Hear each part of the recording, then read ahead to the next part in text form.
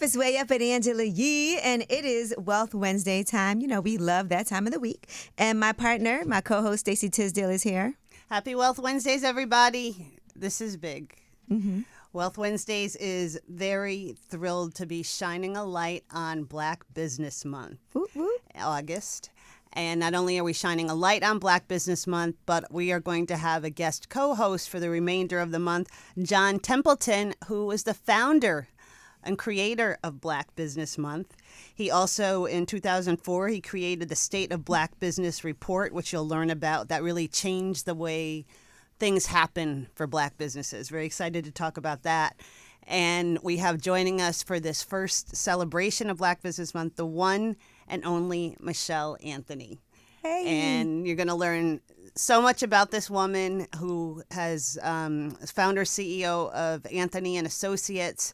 She knows the government contracting space like you would not believe and has a tremendous story. So Wealth Wednesday, getting on it for Black Business Month. And we are talking about wealth today, for real. All right, John William Templeton, let's start with you and National Black Business Month and the creation of that. Can you just give us some insight into what made you decide to do this, what National Black Business Month is?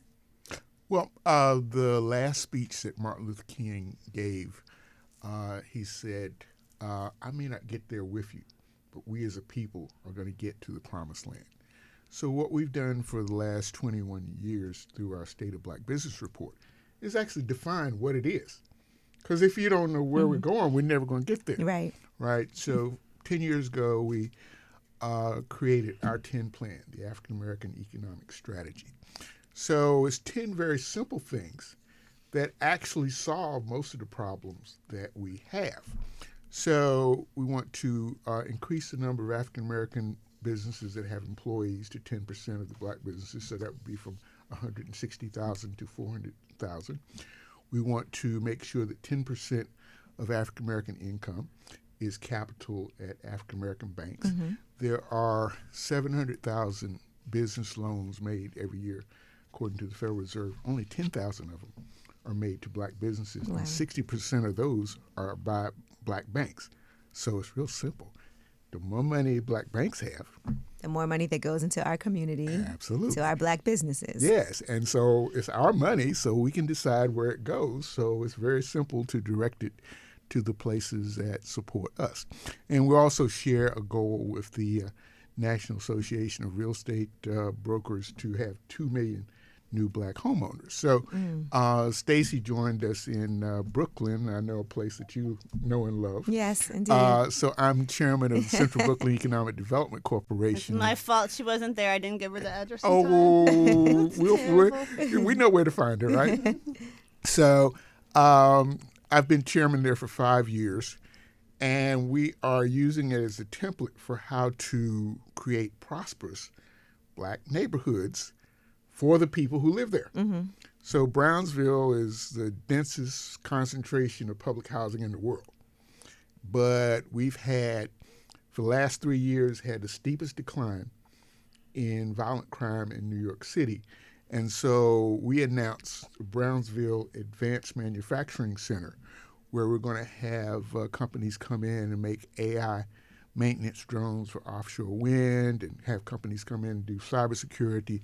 And we're redeveloping the Belmont Corridor and bringing in a movie theater, sit-down restaurants, that sort of thing, so that the $1.5 billion that's in Brownsville stays in Brownsville.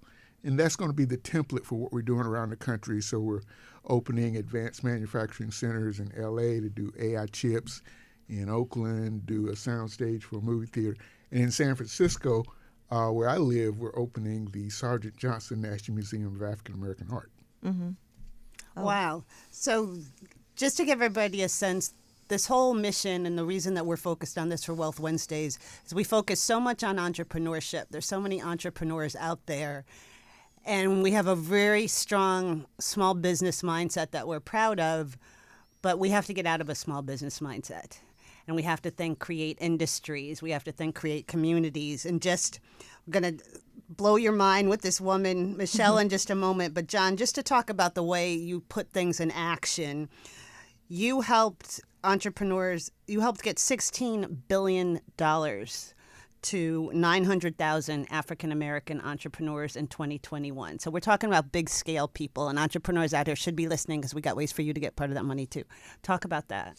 Yeah, we changed the rules on the PPP loans. In the first year of the PPP, only 10,000 African American businesses got loans about $500 million, which you would think that's a lot of money, right? But they gave out $700 billion. Right. So it was so hard for certain companies to be able to get that money. Yeah, because you had to have an existing bank relationship, and we didn't. So we changed the rules so you could go directly to the SBA, and we went from 10,000 to 990,000. So this year, there's another program called the State Small Business Credit Initiative. And the Treasury has sent all this money to the states to loan to small businesses. Mm-hmm. No small businesses know about it. So the money's just sitting there. I didn't know about it. And so during August, we want to make sure that 1 million African American businesses apply to the State Small Business Credit. And you go to our site, blackmoney.com. And for each state, Angela's writing this down. For each Everybody, state, we have the contact person for the State Small Business Credit Initiative, and also for the Hollings Manufacturing Extension Program. The government will show you everything you need to know to go into manufacturing, because manufacturing is what stabilizes the community. Once again, people don't know that, right? The other thing that we have on each state is the USDA Rural Development Agency. The USDA is the only agency that can build a city from scratch, right? So everything you need to build a city, USDA can do. Once again, we don't know about it. So those three things, we want to make sure everybody is engaged in that, because as Michelle will mention to you, the last quarter of the federal fiscal year is when federal agencies are just trying to get rid of all the money they got left. Mm-hmm. And we need to be in the mix, make sure we have our SAM codes so that we actually know what's going on. Absolutely. And we have, just to make it easy for everybody, if you follow Wealth Wednesdays on Instagram, we have the link in our bio. You go, it's blackmoney.com/31 ways, 31 days. And you know it's impossible almost to get in the rooms where the actual deals are made. Mm-hmm. But every night during the month of August, you are going to be invited into those rooms for live deal-making sessions. So again, that's blackmoney.com, 31 ways and 31 days. We want to help you scale. Okay. Speaking of scaling. This person has done it. You are the youngest of 7. Grew up in Montgomery, Alabama during the 1970s, and at 14 years old found out that you loved court stenography. Yes. I'm going to just shut up now and let you Michelle take it from Anthony, there. ladies and gentlemen. Yes, I'm all the way from Montgomery, Alabama, born and raised, and grew up pretty poor. You know, typical, grew up in the hood, you know. But what was different back then, though, still dealing with, like, former Governor Wallace, and then the mayor was Emory Farmer. Mm-hmm. And they still had a system going on in Montgomery at that time that, you know, even though segregation and the signs had come off the walls, but it was still being implemented day to day. So growing up, you knew your place.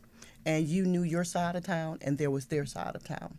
So at the age of, actually I was 13 going on 14, there's a program under President Carter at the time called the CETA program. And it was a program wherein the government would give one child in a family a job. And surprisingly, I was chosen.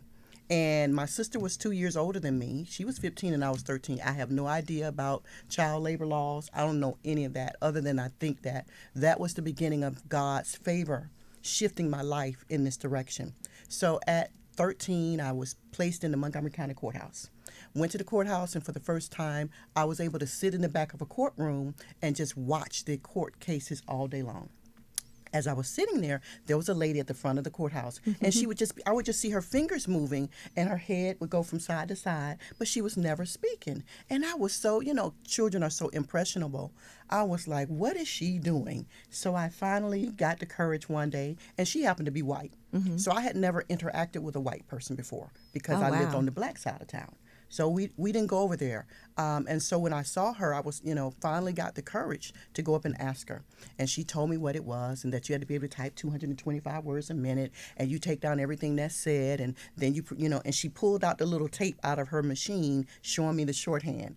And from that day, I was sold. I had never seen anything, and I fell in love with the law. And I say that as my background because the law has been very, very, very important in my ability to scale and grow because I love the law. Also, you have to be willing to read the law. You have to be able to try and comprehend what's being said. So as a court reporter, I spent about 15 years in courtrooms taking all types of cases. Everything from capital murder, asbestos, accidents. So what it did was it was building a very well-rounded atmosphere for me to see expert witnesses, the best attorneys, the worst attorneys, best judges, why people got away with stuff, why And you people were working got caught. for yourself. I was right? working for Because you couldn't myself. get And a you had job. all the information. I did. And so we would produce the record, which was an official document. And because these records contained the word, verbatim word of what was spoken, if someone had a capital murder case, my transcripts had to be correct. So that's how I've applied that to government contracting. The documents I produce, I have that same mindset, the level of importance of what I produce. So after I left home and went into the military, After going into the military, I had some issues in the military that caused me to exit early. And those issues, a lot of times, well, back then, there were no rules in place to protect women in the military. We were just put alongside the male soldiers or what have you. And there was just literally, at that time... There wasn't sexual harassment no, awareness. it hadn't even none been of that. defined in the dictionary. Anita Hill had not even taken Clarence Thomas on the Hill. So none of those rules applied. So there were a lot of issues that were going on, and women were suffering in the military, but they had no voice. So I eventually got out, went into the court reporting academy, and was just on top of my game, top in class, did everything. I was so excited because I was getting ready to live my dream. And my dad bought all of my equipment. He had me all ready to go. You know what I'm saying? A proud dad. And got out, was the person that was next in line for my internships and all that. Every court reporting agency that I went to in the Hampton Roads, Virginia area were owned by white firm owners.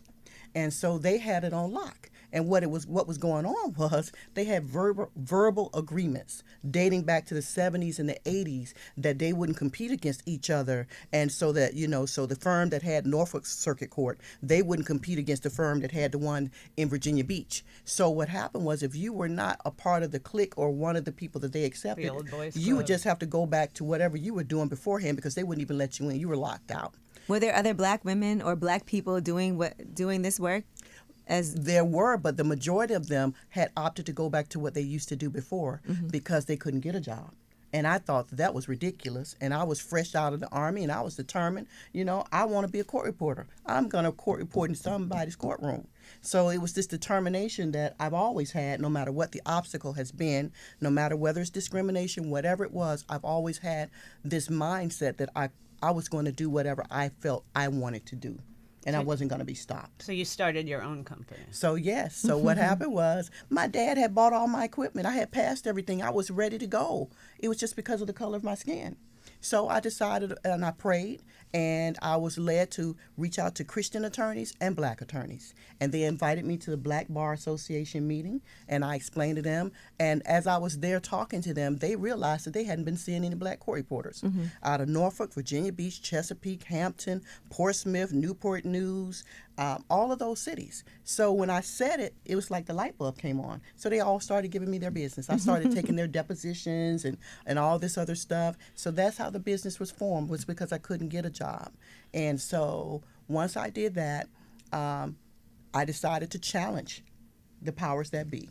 Well, when I challenged them, of course, I got blackballed because I was trying to get a written contract at that time.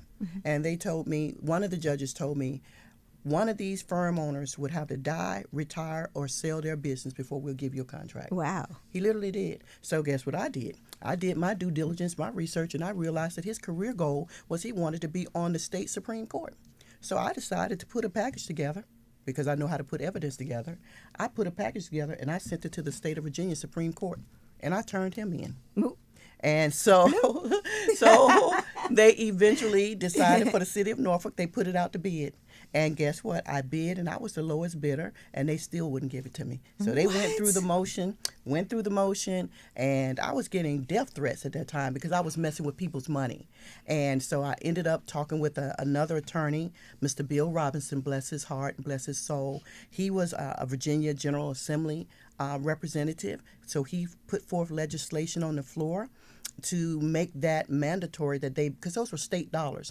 Any person that's convicted of a felony, their cases, any piece of their litigation, anything regarding their case has to have a record, has to have an official record. And so what happened was Mr. Robinson, they put it forth, so it passed in the House overwhelmingly, and it lost in the Senate by 4 votes. And I was told some of the judges called in some favors from some of their old buddy boy friends, and they killed it in the Senate. No problem. I'm still determined I'm going to do this. Wow, most people would have given up. Oh, no, not me. So then I prayed again, and all of a sudden, it was right around the time that Anita Hill took Clarence Thomas on the Hill. And all of a sudden, there was this big burst of federal claims of sexual harassment, workplace discrimination. All of that was birthed then. And all of a sudden, they needed court reporters all around the country.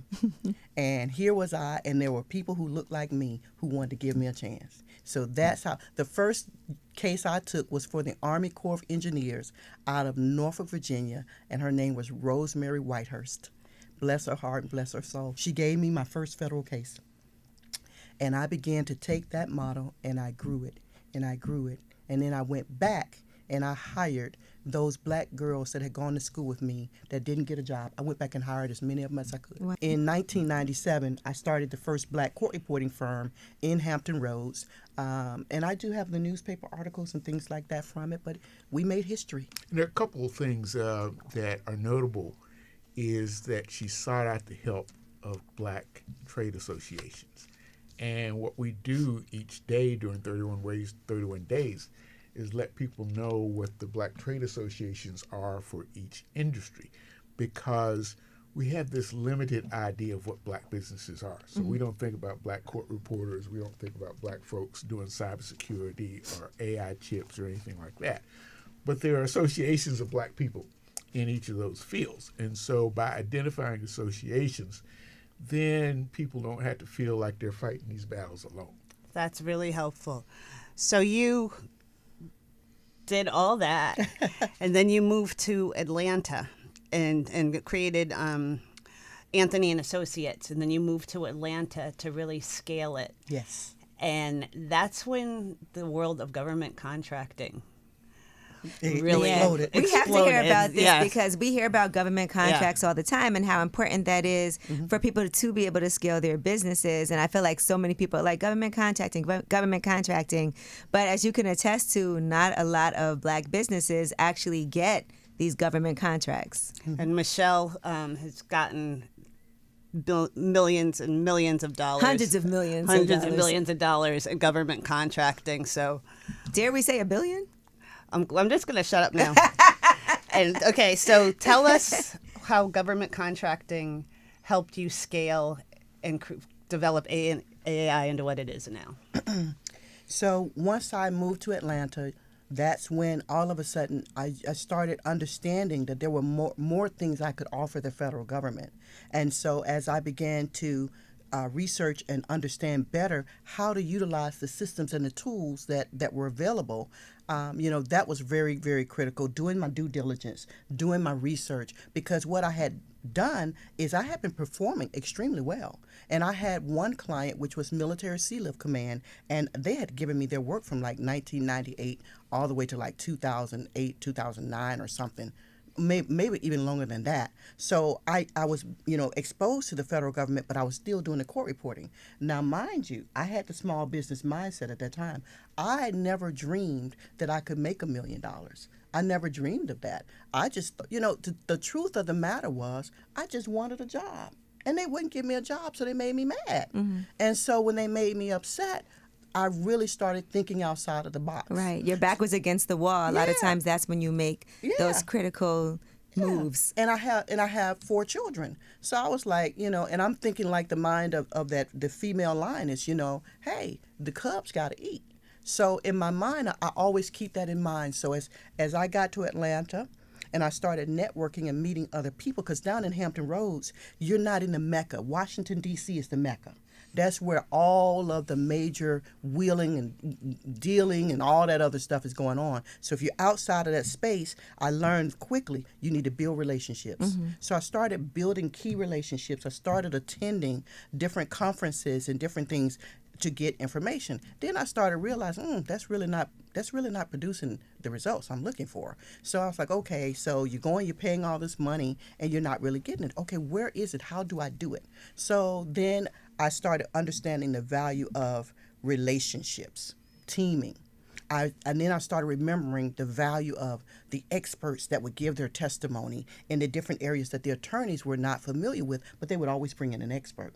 So I started combining all these things in my mind. The government does something that they call market research. So I needed to do market research. So I started researching my competitors, researching what else I could do. And I also had been awarded the 8A certification.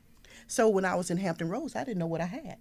But by the time I got to Atlanta and started, Atlanta is another business mecca, but it's not as focused on the federal government as other areas. But I had a lot of people telling me, oh, you have that 8A? And I was like, yeah. What is that? The 8A certification is another socioeconomic certification that the SBA will give minorities. Basically, they'll give it to anyone that now they've changed the rule because of the attack on DEI and affirmative action. So you have to write a letter now explaining how you've been disadvantaged. Okay. But prior to, you didn't have to do that. And writing a letter, I can tell anybody how to write the letter you need to write.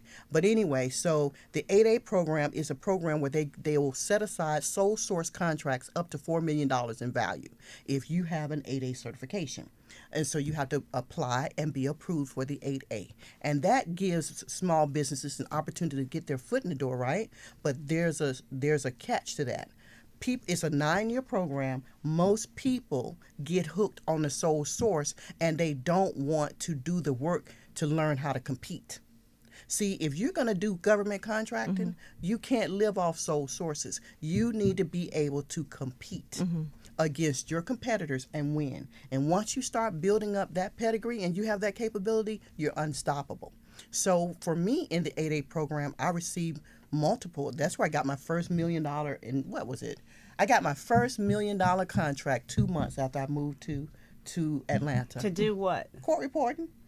I was doing nationwide court reporting, all 50 states, all the rural areas, because back in the day when they were building the atomic bombs, there were nuclear plants that a lot of people were working in, and now these people were developing cancers. And so the government was holding these hearings to take the testimony of the family members who were trying to say, hey, this is what I've seen and what have you. So I was awarded a contract for the Mine Safety and Health Administration, and it was a $1.9 million contract. And I was like, This is important because a lot of people, I know when I first started hearing about government contracts, I'm thinking of this is some service that has to be related to government. But the government contracts, they need everything. Yeah. They do. They need absolutely everything. So you might not even think that your business is applicable, but there's something out there for you. Like some coffee. They might need food. And they pay.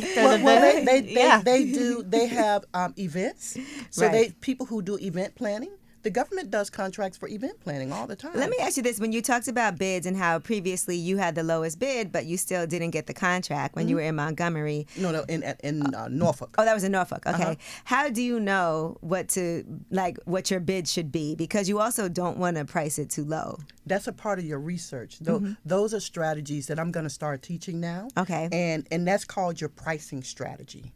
And you have to do your research, and you're able to understand, okay, what will the market bear? Because what you're saying is you don't want to be priced out. Right. And because if you're too high, then you're not going to win. And if you're too low, sometimes you're a risk. One of the things everybody needs to understand, the government is risk averse.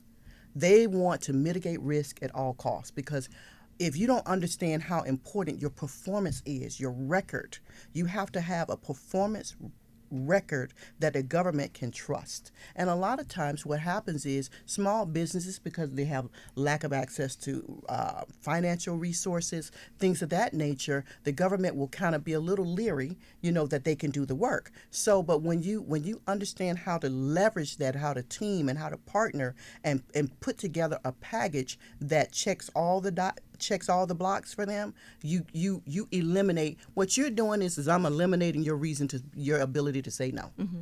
And those are strategies. A lot of times when I'm looking at opportunities and what we do, and the more we grow, while the government is doing what they're doing or my opponent is doing what they're doing, they're playing checkers. I'm always playing chess. So I'm always going to make the chess move. And I'm always going to outsmart you because I understand that we should be playing chess, not checkers. Because we playing checkers, you're going to end up, with everybody else. Chess is going to get you at the top. Right. How do we? There's so much here. So, one, there's so much money out there for Black businesses through government contracts. It sounds just so complicated, and there's so many people out there who, are teaching it, but people are still having a hard time getting contracts. If I could step on you for a second, Go ahead, John. A big part of what we're doing during August is that there are thousands of people like Michelle who have the lived experience of having to do it. They know where the barriers are. And so our strategy is for our various African American companies that are already in the game to team together. Mm-hmm. So for instance, the typical model that we've been taught for the last 50 years is you have to be a subcontractor to some big white firm, right? That doesn't get us anywhere. Mm-mm. You just become a permanent subcontractor. So look at construction. Mm-hmm. One of our successes over the last 5 years, we've gone from a low of 2.9, only 2.9% of construction workers are Black 5 years ago. We've been able to increase that to 7.1. Mm. But because of all the attacks on affirmative action over the last 25 years or so that myself and my partner Fred Jordan have been fighting, the size of African American construction companies hasn't grown. So it's very rare to find a Black company that can actually finish a whole building, mm-hmm. right? But if you take an architecture firm from Memphis and a construction company from Chicago and a general contractor from Atlanta and another company from Los Angeles, all of a sudden you have a joint venture that can compete for prime contracts. So our model is to take our local and regional level companies, combine them so that they're national companies. But also, more importantly, we have our 70 Cities initiative. So there's 70 cities in Africa and the Caribbean that have more than 1 million population. They're doing light rail, they're doing dams, they're doing airports, all that sort of thing.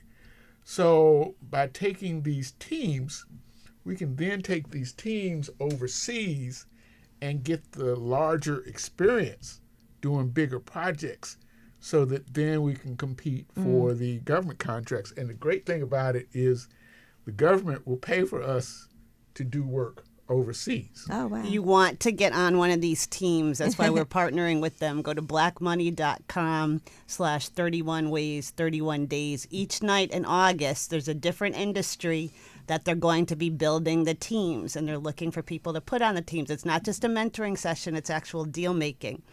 You want to definitely be a part of that. But I'm not done talking to you yet. So, getting educated about government contracts, and I know that's something that you're passionate about. Yes. And honestly, I have seen you called the $900 million woman. As I've gotten to know John Templeton and on the Black Business Month, there are so many Black near billionaires out there that have really moved from that mindset of being a small business owner and created industries. And you can't help but notice they kind of hide.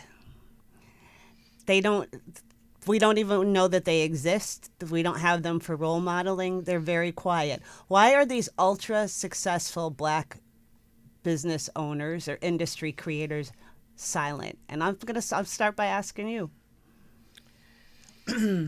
We're silent because we understand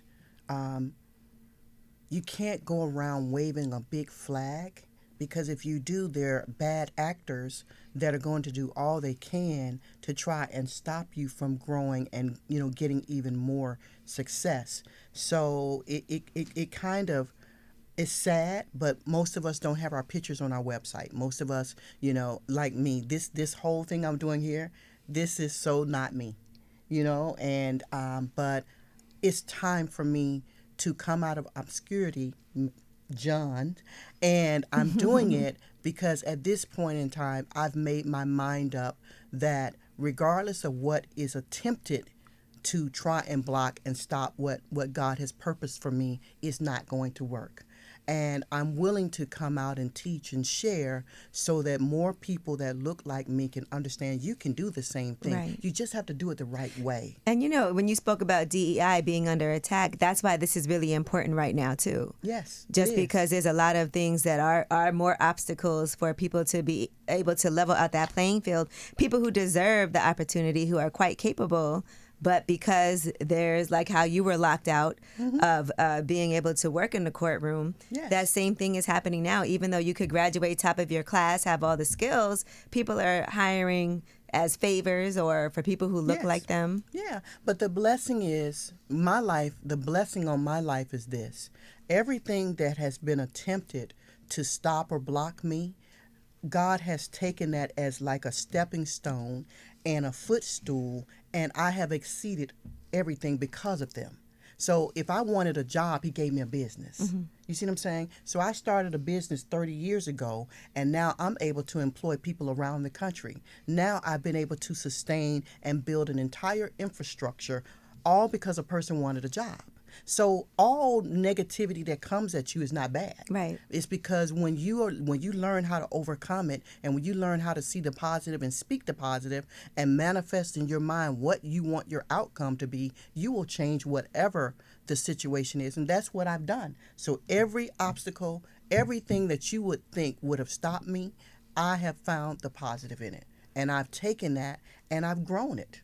And that's what I would say to our people. Every one of us experience it at some level because we look like each other. We just do. And we wake up with that this paint job that we have, we can't change it. So all we can do is take it and use it and make it work, because it can. And we can overcome whatever the obstacles are. You just have to be willing to do the work. Listen, government contracting, let me help you out. It's not a hustle. Get rid of the hustle mindset because it's legitimate. It is one of those situations where you do this wrong, you're going to either face a hefty fine or jail time, because this is the federal government. So you can't pull any of that stuff on them. You got to come correct. And if you're willing to come correct, understand that you need someone to teach you what laws to pay attention to. What do you need to make sure you do and don't do in order to get you in trouble? Because at the end of the day, it's not worth it. What is it if you can't maintain and sustain what you've gained? Right. And I want everybody listening to me, as Black people, we need to understand and learn how to, whatever we gain, we must maintain it, sustain it, so that whatever we gain, it can outlive us. That's success. And the other thing that is success that I've learned is not so much the money, it's the knowledge. The more that I can train and educate and pass on, even to my children, that I used to think, I'm going to do all this so my children won't have to struggle and whatever. And I had an aha moment with God, and he helped me to understand. If you give them the knowledge, they can take what you've done and make it even greater. But if you only give them the money and they didn't go through what you went through to get it, they're not going to understand it, appreciate it, nor be able to sustain it. So you have to put that all together and understand. That is what I'm doing with my 4 children right now, creating generational wealth, exposing them to revenue, exposing them to government contracting, corporate contracts, business in general. I don't care what business there is. If you introduce me to it, I can run it. And I know last thing I wanted to touch on with you. So Michelle's really good at manifesting what she wants. So we're all really happy that she's decided that she wants to fix climate change. Oh, yeah. Yes, that's another area. I don't have grandchildren, but I'm planning. So about 3 years ago, I was offered an opportunity to work with a gentleman that had created a smart battery technology made out of graphene. And for most of us, we haven't heard of graphene. Most of us are familiar with our lithium batteries in our cell phones, in our laptops, and things of that nature. Lithium is highly explosive and very unfriendly to the environment. Graphene is another substance that has been developed. It's a new material, and it's like it's a single layer sheet, and it's a single layer of like carbon atoms. And with this, it is the hardest, it is the thinnest, and it is the best, most electrically and thermal conducive nanomaterial in the world.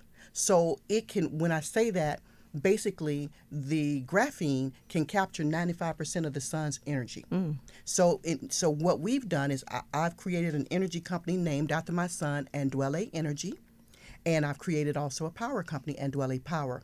And all 4 of my children are co-founders of this organization, and we're beginning to tackle climate change.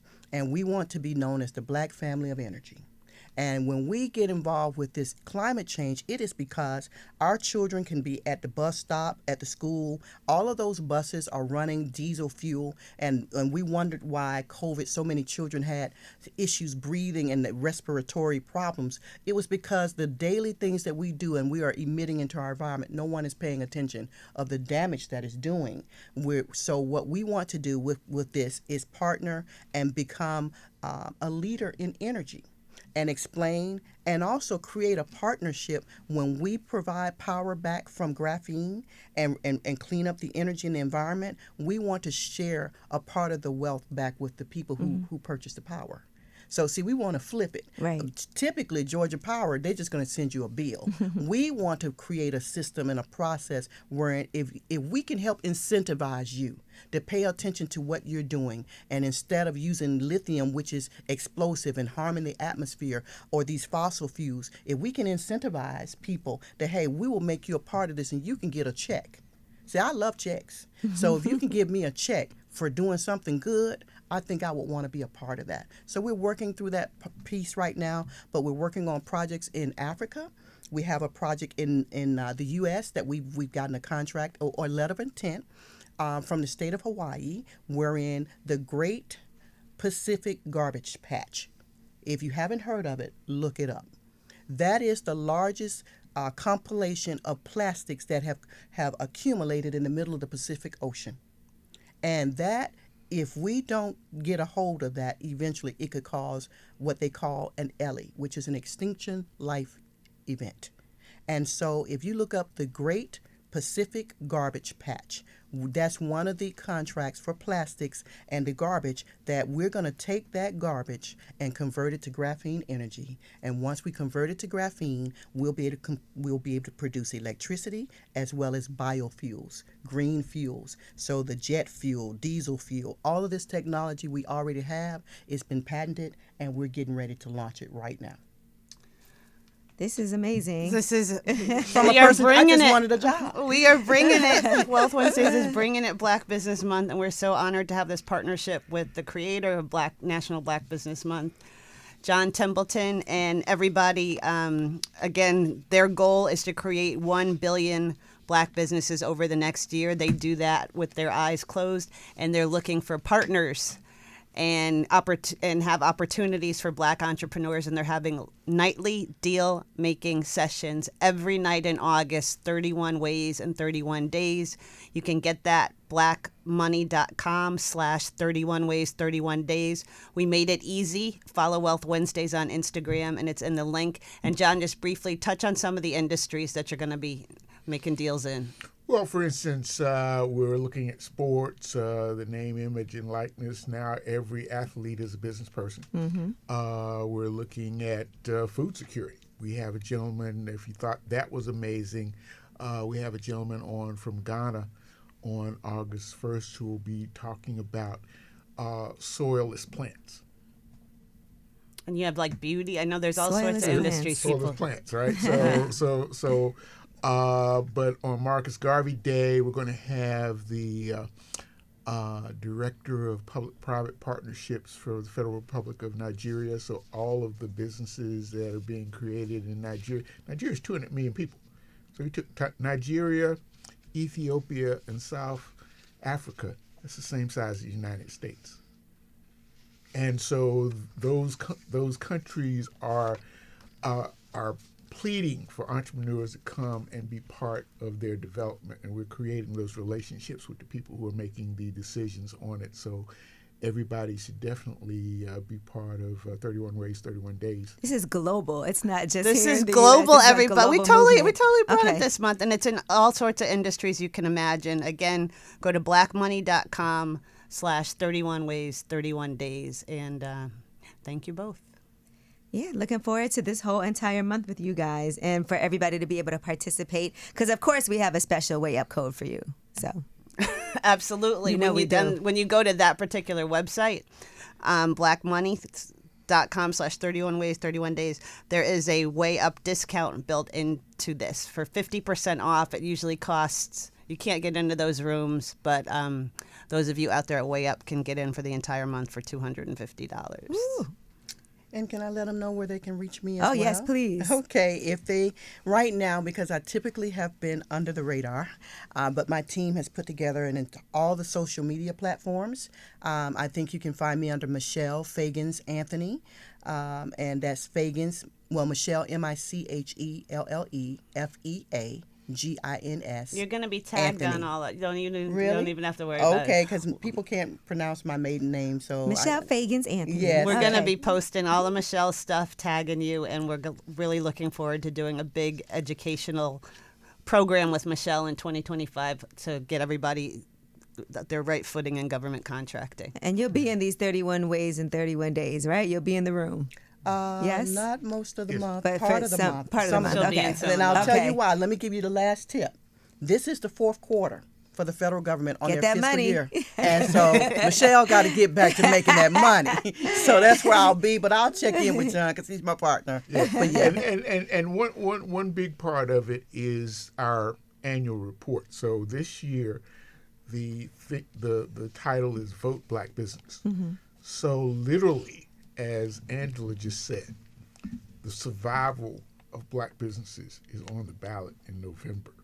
Yes. So she's from Montgomery. If you've gone to the lynching memorial down Yes. there, Mm-hmm. as I've walked through, 4,000 names. The most common characteristic of those people, they were in business. Oh, yeah. And so we have 2.5 million African Americans that have graduate degrees, but only 160,000 firms that have employees. So we have to make it safe for black people to be in business. Yeah. We talk about, police brutality and all that sort of thing. We have commercial brutality that we got to stop. And the only way to fight a bully is punch him in the face. And so the best way for us to do that is to do exactly what African American businesses did in 1868 when they said, we need to be able to sign contracts and enforce them. So it was black businesses that insisted on the 14th Amendment. And the black folks who ran all the docks said, if we don't get the 14th Amendment, we're going to shut down all the docks. So we need to be in the same spirit as those black folks like Isaac Myers at the Port of Baltimore back in 1868, who went from working on the docks to purchasing the shipyard. And so, but we give you the tools so that you don't have to go through all the battles that Michelle went through, but we give you the armor to be able to fight effectively. So please join us at blackmoney.com/31 Ways, 31 Days. All right. Well, thank you. And in case you couldn't tell, John Templeton is a wealth of information as well. First journalist to write about Black History Month. And he's a historian, you Yeah. can tell that. He's a Back in historian. 1976. And he So- created the State of Black Business Report, which is literally used to create government policy. So, like I said, we're bringing it this month, people. Happy All Wealth right. Wednesday. Happy Wealth Wednesday.